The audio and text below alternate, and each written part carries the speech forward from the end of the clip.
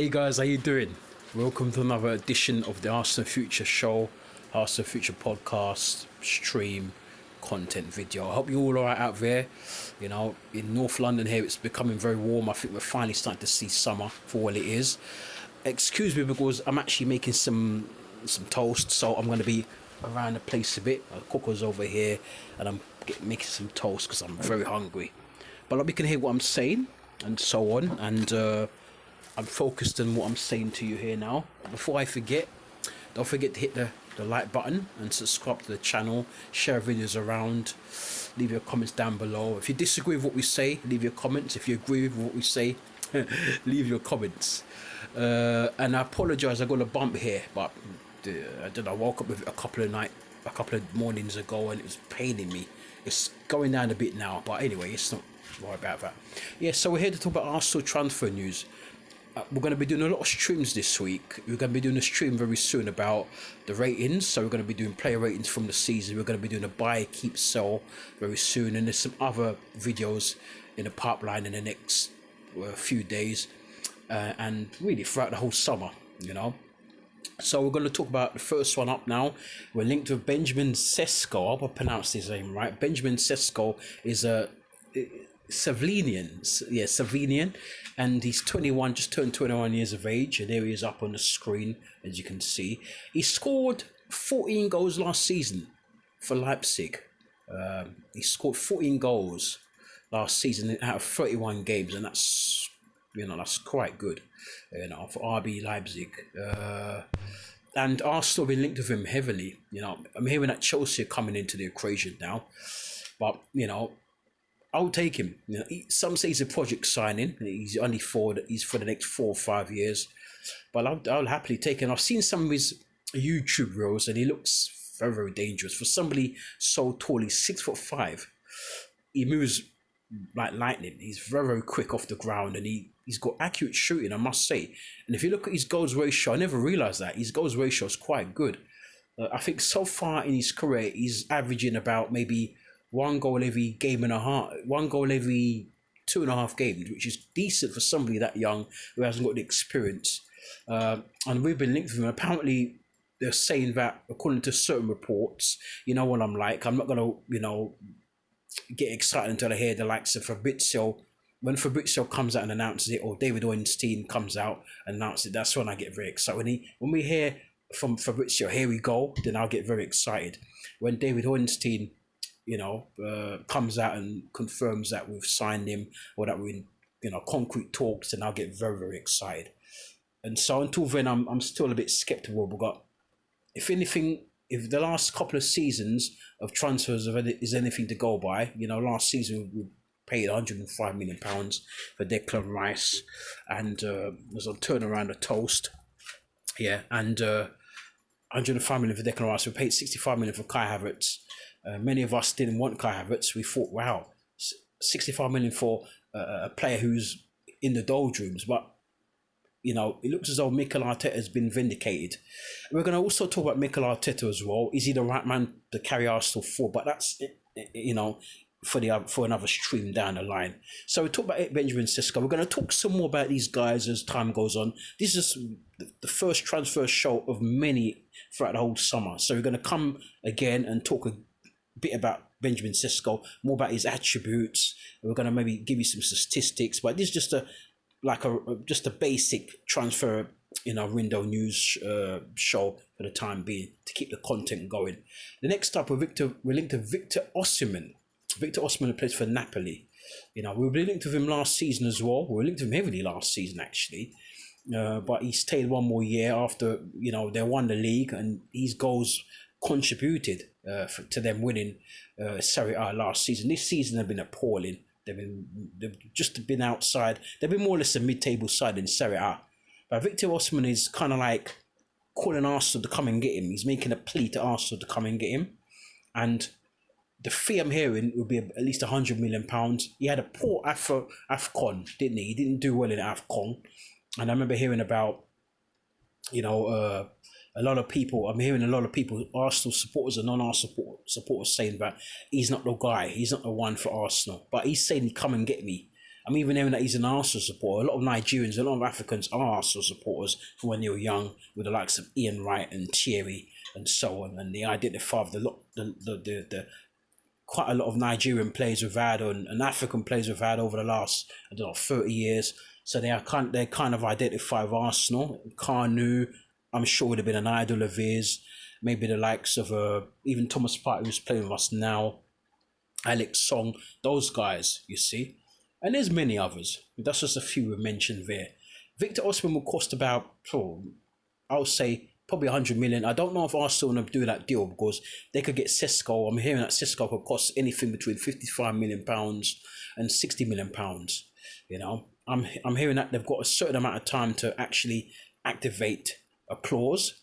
Not sure, but I'm hearing that. I'm going to do some research around it, but I'm hearing that. I personally would take Sesko, but for now, if you want to topple City for now in the Premier League and in Europe, Real Madrid, you know, maybe Barca will be revived next season. PSG, Bayern, Inter, those guys will be revived for next season. Even maybe the likes of Milan, and of course City in Europe as well. So we have to, and then Liverpool. We can't forget these clubs as well. So we're gonna really have to be on it. And for me, we're gonna have to get players for now rather than players for 5 or 6 years time. And mind you, Victor Osimhen is only 25. He turns 26 in December. So another 6 months, he's 26, and he's only just starting to hit his prime now. So he's still a young player, technically speaking. He's only 5 years older. He's only 5 years older than Sesko. I would take either one, but I don't know. For some reason, I'm nudging towards Sesko because Victor Osimhen, I don't know, the AFCON performance kind of put me off. I really don't know. It really kind of put me off, my people. And so because of that, and from what I've seen of Benjamin Sesko, for such a tall guy, he's so quick. So anyway, we'll see what happens. And before I forget, I'm also going to pull up some of my teams for next season. What team would you like to see? I'm also going to pull up a team I think could topple Man City for the Premier League and quite possibly could topple Real Madrid. I'm not sure because they're going to get Kylian Mbappe. I'm hearing that he's more or less announced. So, and they won the Champions League last week as well, last Saturday at Wembley against Dortmund 2-0. And so Kylian Mbappe, that takes him, Madrid on the highest level possible, that takes him into orbit. That more or less takes them into orbit. And so it's going to be difficult. But I think we can, if we do play our cards right, Arsenal, and if we're prepared to spend maybe £300 million, £350 million, we're going to make a lot of player sales in the process for us to bring us up to, you know, to a good level in terms of FFP, so we don't get caught out of FFP. But if we can make about £150 million in player sales and go out and get these players, I think could help us to topple City in the Premier League and go close with Real Madrid in the Champions League and some of those other clubs I mentioned, then I think we should do it. But you'll see that post coming up very soon. Next up, I hope I've got his name right, is Osimhen. Is it Osimhen? Yeah, Osimhen. Ousmane Diomande. He plays for Sporting Lisbon. He's a defender. And some say he could be like a Sol Campbell, regen, because he's got similar attributes to Sol Campbell. I heard somebody saying in a stream about a few days ago, saying that he, Ousmane Diomande reminds him. I'm not going to say who it was. Said Ousmane Diomande reminds this particular person who I heard talk on this stream. He reminds him of Sol Campbell, and if that is the case, then we're on to a winner.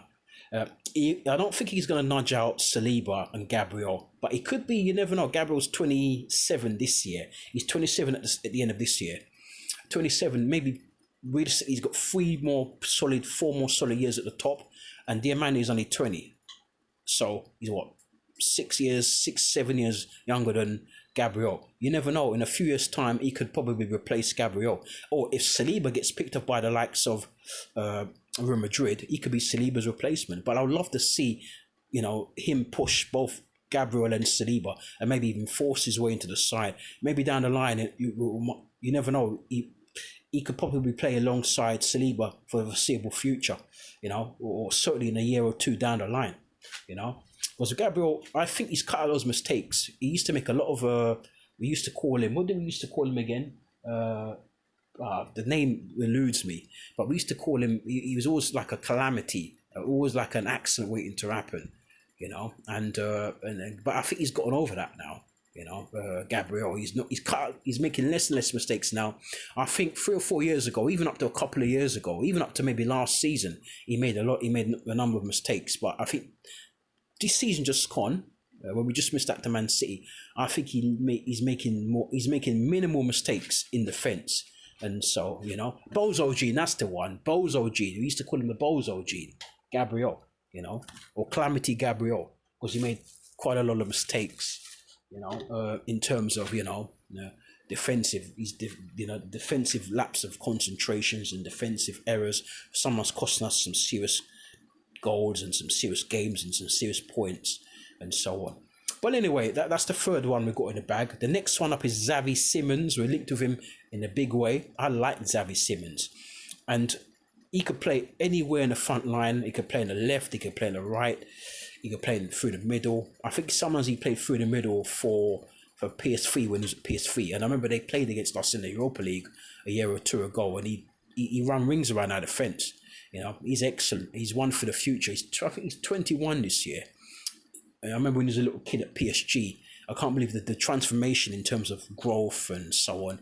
And we need like a door locker in that team. All of our players, they play defeat, they play pretty patterns of play, they pass the ball. If you notice, whenever we're attacking, we pass. It's a bit like Wenger ball, tiki-taka.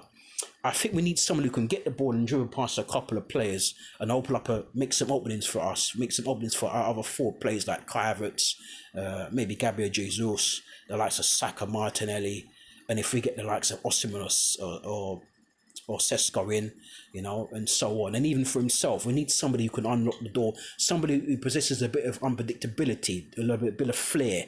We need that. And if you look at our great teams over the years, we've always had one or two of those in our team. I can go all the way back to the 80s when I first started supporting Arsenal, David Rocastle, the very same guy who made me support Arsenal, made me fall in love with Arsenal, all the way back in 1988. He had a lot of flair, and he was always a guy who we would go to I think he played on the right wing, who we could rely on to take a player on and to make openings for us. And then afterwards, I remember we had two of them at one stage in the 91 season. In 1990-91, we had Limpa on one side and we had Rocastle on the other side. We had Limpa on the left, I think it was, and Rocky on the right. And so we've always had those sort of players to unlock. Sometimes we had Paul Merson in the middle as well, who could unlock a door for us. And then afterwards, not long after that, we had lots of Robert Pires on the left side, and then we had Reyes, God rest his soul, who came in and was a bit of a door locker. And then, more recent times, I don't think we have any door lockers now, but I think the closest we have to one is, Saka on that right-hand side. I think Trossard could be a bit of a door locker, but I don't think they're very good players, but I don't think they're elite to the point where when we're playing against Real Madrid, they're worried the likes of Rudiger and so on in defence, and they're worried the likes of Diaz at Man City and Van Dijk at Liverpool. That's what I'm talking about. That's the level I'm talking about. I'm talking about somebody who can get the ball and drift past a couple of players, score or set somebody up and so on. We don't really have that. Saka's a moments player. He's more clutch. He's a moments player, as we can all see. He's a bit of a clutch player. Does it in moments. I think the same with Trossard. I didn't realise Trossard was that good. I knew he was a good player at Brighton. I remember when Brighton went up to Anfield and he scored. I think he scored a hat-trick against Liverpool at Anfield. Yeah. And that's when I started to take notice of him. But I didn't think he was this good. Since he's been with us the last year and a half, he's done some amazing things. And you never know, he's 29, 30? I think he's 30 at the end of the year. He's in his prime. You never know, maybe next season he could be even better. And especially if we get some of the players who are linked to, like the likes of Xavi Simons and some of the other players, Sesko, Osimhen, and there's other players like Eze who are linked to. I'm not going to talk about Eze on this stream. I'll talk about Eze in another stream down the line. As I said, this is the first of many transfer shows we're going to be doing. We're going to be doing, lineups and teams and formations and, the teams we think can win us the league and possibly the Champions League or go very close. So that's the other one in. So we've spoken about Benjamin Sesko. We've spoken about Victor Osimhen. We've spoken about Xavi Simons. We've spoken about Osman Diamande. That's 4 players. The next one is Marcus Rashford. We've been linked with him. We linked with him last season as well. For those of you who remember, we linked with him last season. Because I'm hearing that he hasn't been happy at Manchester United for quite a long time.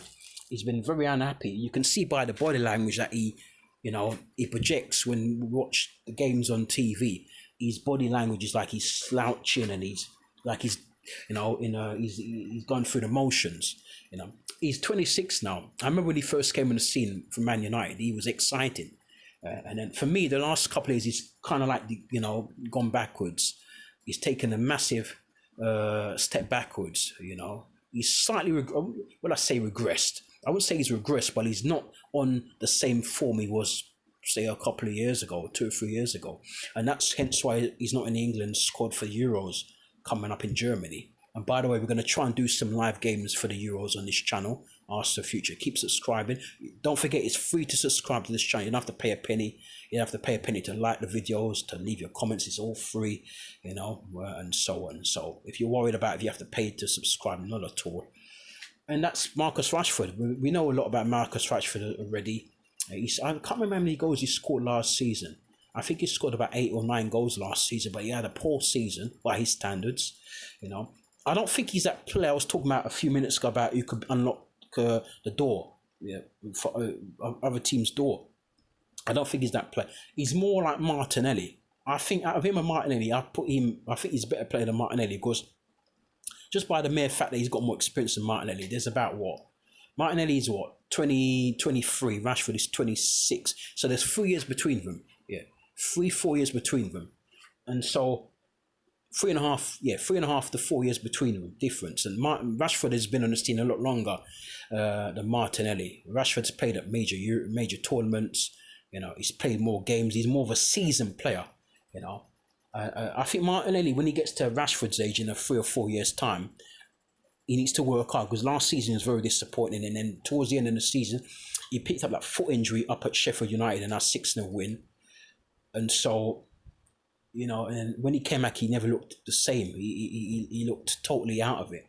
But I think there's a high ceiling. He's my favourite player at Arsenal currently, just ahead of Saka, who's my second favourite player. Those are my 2 favourite players at Arsenal. My third favourite player is Declan Rice, and then Saliba's my 4th. So those are my 4 favourite players at Arsenal right now, and led by still Martinelli. I've not gone against him because of the poor generally speaking, in general terms, the poor season he had last season. Maybe he's just gone through the motions, but hopefully next season he kicks on. And if we have a similar season to this season, next season, then we're going to have a conversation about it and maybe look to sell him, And then I don't know if that's why we line up Rashford, because Rashford plays on that left side, and maybe Mikel Arteta's looking at maybe Rashford could be a replacement for Martinelli. Maybe sell Martinelli and get some money for him. We paid I think it's £5 million to that Brazilian 4th division team. And then £5 million. Imagine if we were to sell him for about £80 million. That's a massive profit of £75 million. Because I personally don't think anybody would pay £100 million for him. But I think we could get £80 million, and I'd be looking for at least £80 million.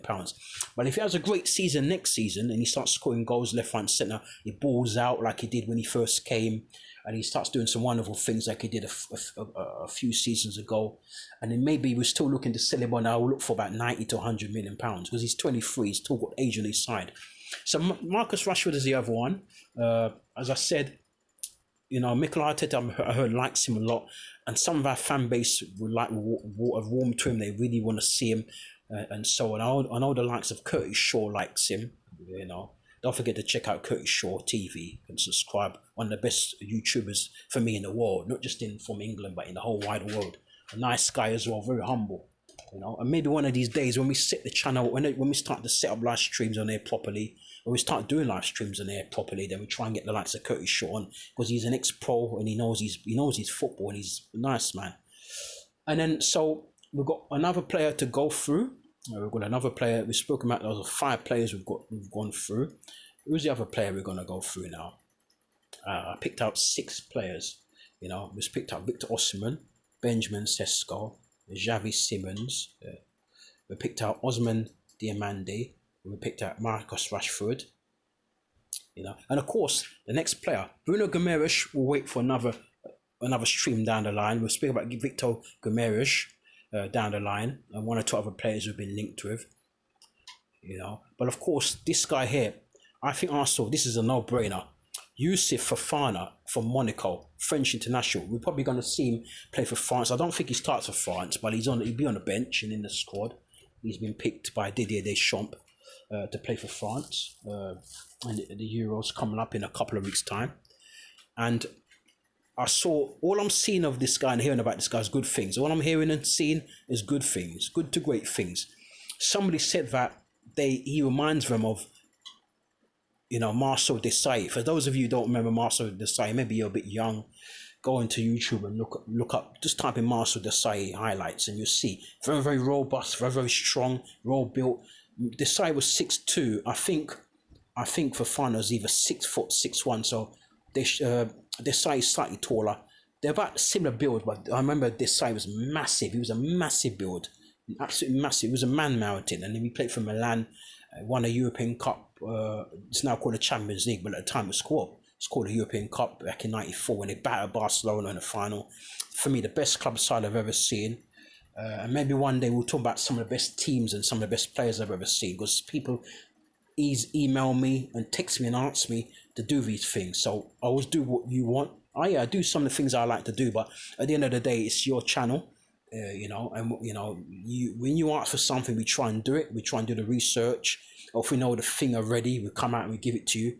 We don't like to talk nonsense. We like to speak raw and make sure we do the right research and we get the right things going, so that we don't feed you wrong information. That's not what this channel is about. This channel is about giving you good information, accurate information, and entertaining you and educating you and uplifting you. So Youssouf Fofana is the other one. A lot of people want this guy at Arsenal. It'd be a no-brainer, and especially if we're going to be selling Thomas Partey. Thomas Partey, he's got that injury. He didn't play many games last season. He played some towards the end. I heard against Everton in our last game, he wasn't all that. He wasn't moving well at all. He was okay, but he wasn't the peak Thomas Partey. But he's been out for so long, and of course, Youssouf Fofana is what? He's like, I think he's 20. Is he 22, something like that. 22, 23. He's a few years younger than Thomas Partey. He's 30, 31. So he'd make a very good replacement, and of course, similar height, similar build. We just be replacing Thomas Partey with a more younger, and at this probably moment in time, possibly even a better player. And even though Thomas Partey was considered one of the best defensive midfield players in the world a year or two ago, he's on the wane. I'm hearing that Juventus want to sign him, even some of the Saudi clubs who can offer him a king's ransom to go there to play for them, a link to him.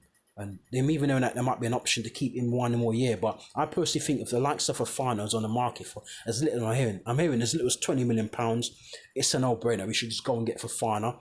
And maybe we can sell Thomas Partey for about the same price we're going to get Fofana for.